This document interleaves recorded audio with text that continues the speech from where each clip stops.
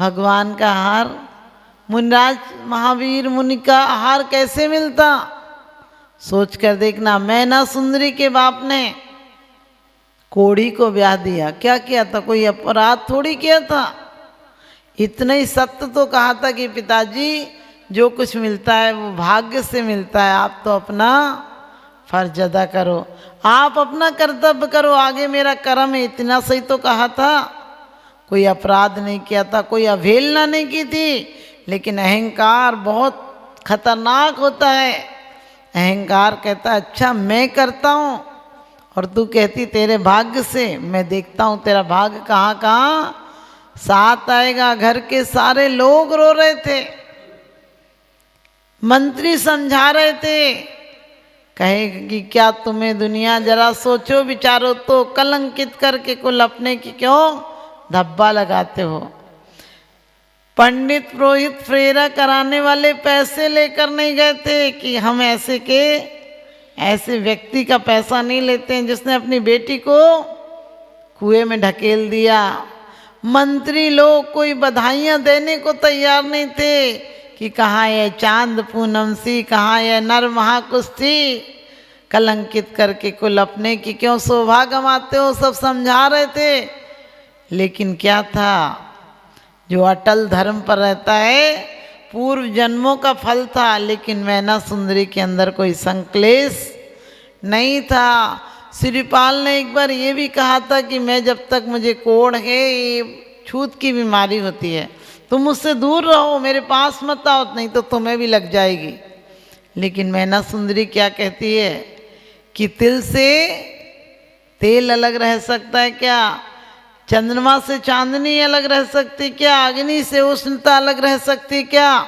इसी प्रकार से आपत्ति काल में मैं आपके दूर नहीं रह सकती हूँ। आप ऐसा कहना भी मत। किस पाप की सजा दे रहे हो जो आप कह रहे हो मुझसे अलग रहो। और इसीलिए रामायण में एक चौपाई आई है, आपत्ति काल परखी चारी, धीरज धर्म मित्योर नारी। आपत्ति काल परखिए चारी, धीरज धर्म मित्र और नारी। आपत्ति काल में परख हो जाती है कौन मित्र है तुम्हारा, जो मुसीबत में काम आता है वही मित्र है। और धीरज, तुम्हारा धीर कितना है। ऐसे तुम बहुत अच्छे कहते हैं अरे समता रखो, समता। जब तुम पे आपत्ति आए तब देखो कितनी समता है तुम्हारे। धर्म तुम्हारा कितनी आस्था है। जरा सा आज पैसा बढ़ जाए, बोले क्या रखा है मंदिर उंदिर में, जरा सा पैसा हो जाए हम अपने रिश्तेदारों को भी भूल जाते हैं। कहाँ का कौन रिश्तेदार, जब आप पर पैसा होता है तो रिश्तेदार भी कहते हैं रुकने के लिए आना, और जब पैसा नहीं होता है तो कहते हैं जैसे आए हो वैसे ही चले जाना। कौन पूछता है, बनी पर तो सारे पूछते हैं और बिगड़ी में कोई साथ नहीं आता है। लेकिन आपको पता होगा मैना सुंदरी ने मुनिराज से किसी की बुराई नहीं की थी, सिर्फ इतना बोला था कि पाप कर्मों का निवारण कैसे होगा।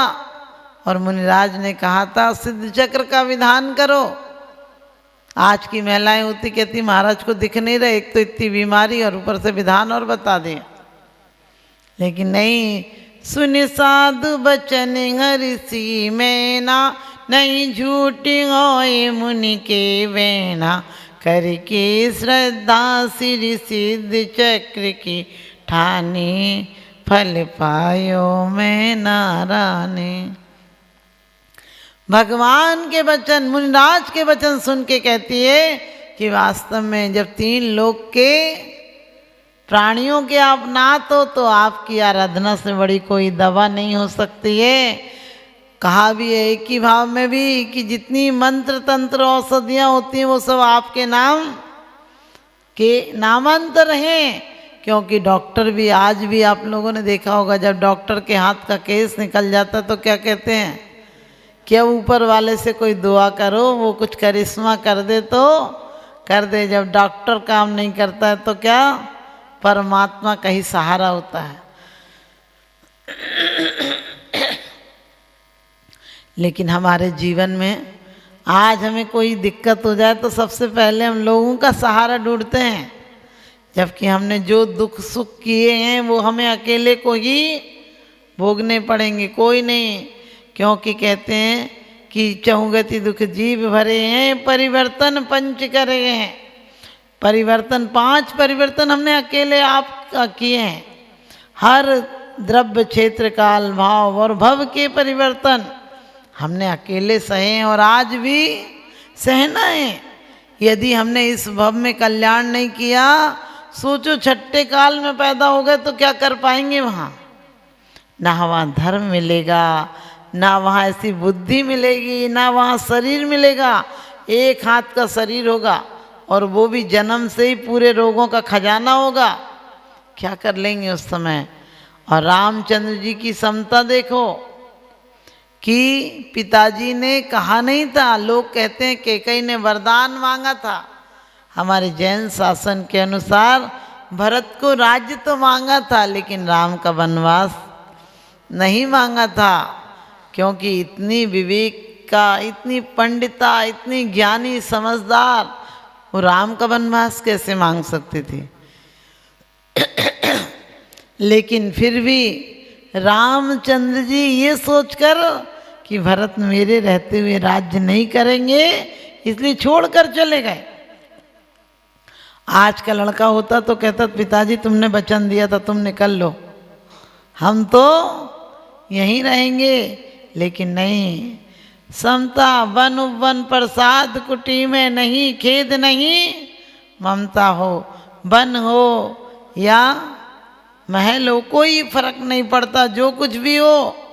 लेकिन अपन को तो महल देखकर खुशी होती है, और कोई मकान पुराना हो तो कब मकान बनेगा, कब नया बनेगा। अरे ये सोचो, ये तो धर्मशाला है, कुछ दिन के लिए आए हैं चले जाएंगे, इतना विकल्प क्या करना।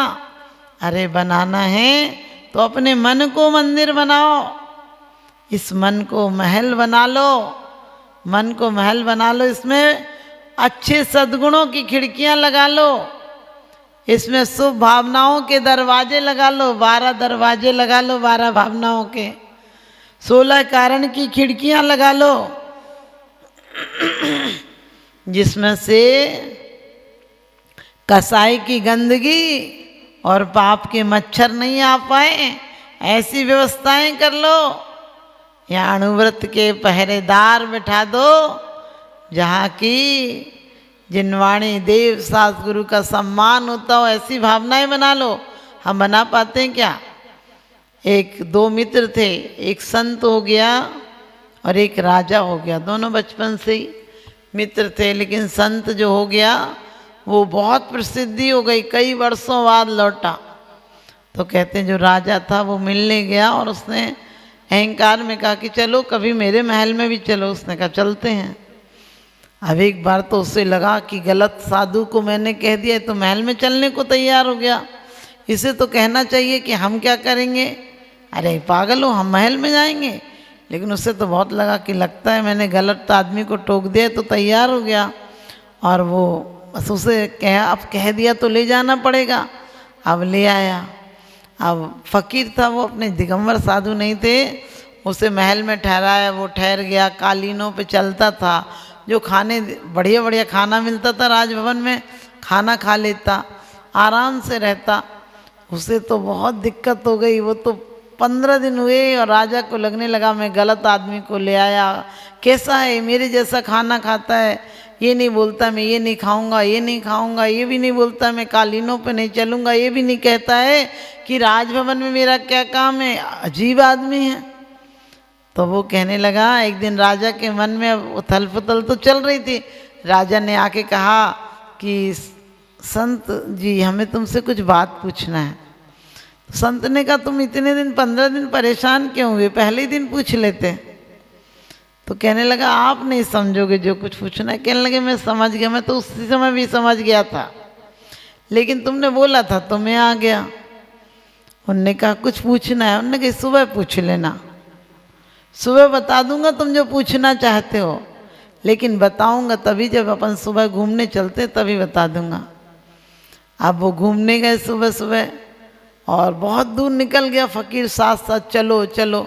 फिर राजा थोड़ी दूर जाकर कहने लगा कि देखो फ़कीर जी, ऐसा है कि इसके आगे मेरी सीमाएं नहीं हैं, मैं नहीं जा सकता हूँ, क्योंकि आज किसी का निर्णय करना है, किसी की ज़मानत जब्त करना है, किसी को सज़ा सुनानी है, कोई से मिलना है, ये काम है वो काम है, नाश्ते का टाइम हो गया, रानियाँ इंतज़ार कर रही होंगी, लेकिन तुम मेरी बात का तो जवाब दो। उसने कहा मैं जाता हूँ, तुम पीछे जाओ। उसने कहा तुमने जवाब तो दिया ही नहीं है। तो उसने कहा जवाब मिल तो गया, मैंने कहा मैं जाता हूँ, तुम पीछे जाओ। उसने कहा फिर भी आपने कुछ तो कहा नहीं। उसने कहा कहना क्या था, तुम समझ लो तुम्हारा पीछे बहुत कुछ छूट गया, मेरे पीछे कुछ नहीं छूटा है। तुम्हारा महल है, मकान है, पत्नी है, न्याय करना है, नीति करना है। मैं तो यहाँ भी वैसा ही हूँ, वहाँ भी वैसा हूँ। तुम्हारे मन में यही आ रहा था ना कि मैं तुम्हारे महल में ठहर गया। तुम्हारे महल में ठहर कर भी मैं अपने अंदर था, और तुम यहाँ आकर भी तुम्हारा महल पीछे छूट गया है। अब हम जाते हैं, तुम्हें फ़र्क पता चले तो लगा लेना फ़र्क कि मैं महल में था, उसके बाद भी मुझे उस महल से कोई राग नहीं था। मैं भोजन करता था तो भी मेरा भोजन भजन की तरह था, मैं इसलिए कर लेता था, जो मिल जाए उसमें फरमाइश क्या रखना। यदि तुम कभी पहचान करके देखते, रूखा देखते थे, रूखा खाने देते तो भी मैं शिकायत नहीं करता, तुमने मिष्टान दिए तो भी मेरे को कोई फ़र्क नहीं पड़ता है। लेकिन तुम्हारे अंदर उथल पुथल चलती रही कि कैसा संत है, ऐसे में रुक गया, कैसा संत है, बिना एक बार मना नहीं किया। तुम्हारे अंदर उथल पुथल चल रही थी, मेरे अंदर कोई अंतर नहीं था। यही संसारी और सन्यासी में फ़र्क होता है। सन्यासी जहाँ रहे अपने आप में रहता है, और संसारी सन्यास में भी रहे तो पीछे बहुत कुछ छूट जाता है। और कहते हैं वो फ़कीर चला गया। फिर उसने कहा नहीं तुम हमारे साथ चलो। उसने कहा चिंता मत करो, अभी भी चला गया तो तुम्हारे अंदर फिर चलेगा।